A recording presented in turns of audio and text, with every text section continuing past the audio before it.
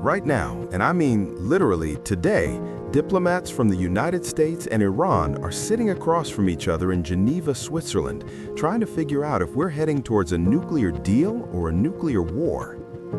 This is only the second time these two countries have agreed to talk in over a year. The first round of talks collapsed when bombs started falling. So why are they back at the table? And more importantly, what does this mean for you? Stick around, because the next few weeks could determine whether the Middle East stays tense or explodes. Here's the thing most news channels won't tell you up front.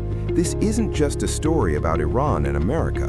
It's a story about your gas prices, your country's security, and whether nuclear weapons spread to one of the most volatile regions on Earth.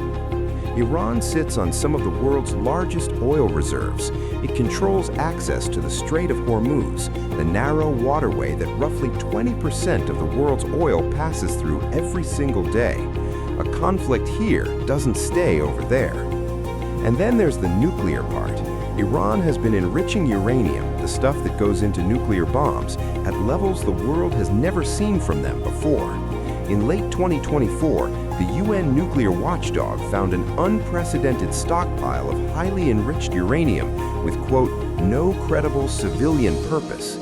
So we're not talking hypotheticals, we're talking about a country that right now may be months from having the raw material for multiple nuclear bombs. To understand today, you need about 90 seconds of history. Bear with me, this part's important. Back in 2015, the world struck a deal with Iran called the JCPOA, the Joint Comprehensive Action Plan.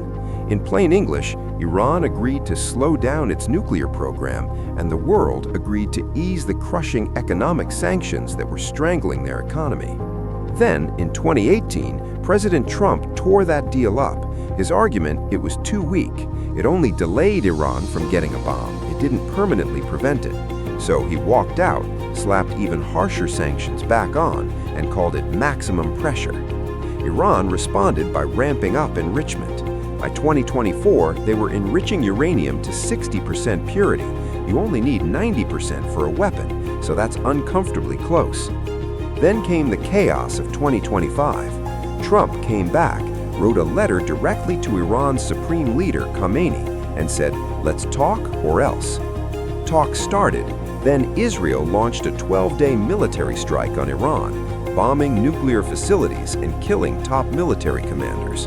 The talks collapsed instantly. So that brings us to today, February 2026. Both sides are back at the table, this time in Geneva, with even more distrust, even higher stakes, and even less time.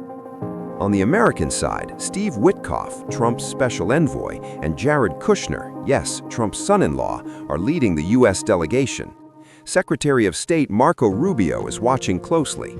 And here's a detail that tells you everything about the mood.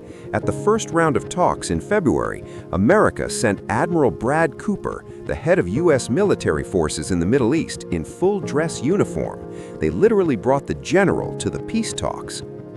On the Iranian side, Foreign Minister Abbas Araghchi is leading. He's a veteran diplomat who's been navigating this minefield for years. Going into today's Geneva talks, he posted on social media, I am here with real ideas to achieve a fair and equitable deal. What is not on the table is submission before threats. That line tells you exactly what kind of negotiation this is going to be. There's also a third major player lurking in the shadows, Israel. Prime Minister Netanyahu has been pressing Trump hard.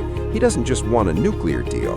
He wants Iran to dismantle its missiles and stop funding groups like Hamas and Hezbollah. That's a massive ask that could blow the entire negotiation apart. Here's the central fight, and it sounds technical, but stay with me, because once you understand this, the whole standoff makes sense. Uranium enrichment. Iran wants the right to enrich uranium. They say it's for nuclear power plants, peaceful energy. The US and Israel say, we don't care what it's for, enrichment is enrichment, and we don't trust you. Trump has said he wants complete dismantlement. Iran says, absolutely not. That's like asking us to surrender. Iran's deputy foreign minister went on BBC this week and said they're open to compromises, like capping enrichment levels, diluting their stockpile, allowing international inspectors in, but in exchange for one thing: lifting sanctions, the sanctions that are crushing their economy. And here's the wild card. There are voices inside Iran that are now openly saying, maybe if America and Israel keep threatening us, maybe we should just build the bomb and get it over with. That deterrence argument, the idea that nuclear weapons prevent attacks, is gaining traction in Tehran in a way it never has before. So the window for a deal is open, but it's closing. Here's where things get real. Based on what's happening right now, there are three futures we could be walking into. Door 1, the deal.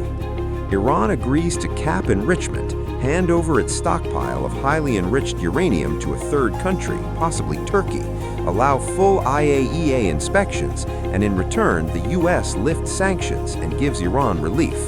This is what both sides say they want. It's possible, but the level of distrust after the June bombing campaign is enormous. Door 2, the stalemate. Talks drag on for months. Neither side makes enough concessions. Iran slowly rebuilds what was bombed. The IAEA stays locked out. The world holds its breath. This is probably the most likely outcome, and it might be the most dangerous because it lets the clock run down without resolving anything. Door 3, collapse and escalation. Talks break down again. Iran announces it's pursuing weapons-grade enrichment. Israel prepares for another strike. The US has to decide, back Israel or stay out. And if the US goes in, we're looking at a regional war with global consequences. This is the scenario that kept the world up at night in June 2025. Nobody wants it, but it's on the table. Let's zoom out for a second, because this negotiation isn't just about Iran.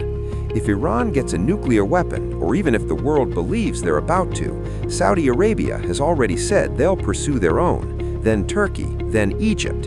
You could be looking at a nuclear arms race across the most unstable region on the planet. On the flip side, if America and Iran actually pull off a deal, it would be one of the most remarkable diplomatic achievements in decades. After 45 years of hostility, sanctions, proxy wars, assassinations, and now actual military strikes, a handshake in Geneva could start to unwind all of that. Trump, of all people, might end up being the president who did what Obama couldn't. Or he might be the one who greenlit the strike that made it all irreversible. We genuinely don't know yet, and that's what today's talks in Geneva are so important. Here's what I want you to take away. This isn't a faraway problem. It touches energy prices, global security, the spread of nuclear weapons, and the question of whether diplomacy can still work in a world that increasingly feels like it's lost faith in talking. The second round of US and Iran talks is happening today. We'll know more in the coming days. I'll be covering every development as it breaks. If you want to actually understand what's happening in the world, not just the headlines, but the why behind them, subscribe, hit the bell, and drop your questions in the comments. I read every single one. This one is going to move fast. Don't miss it.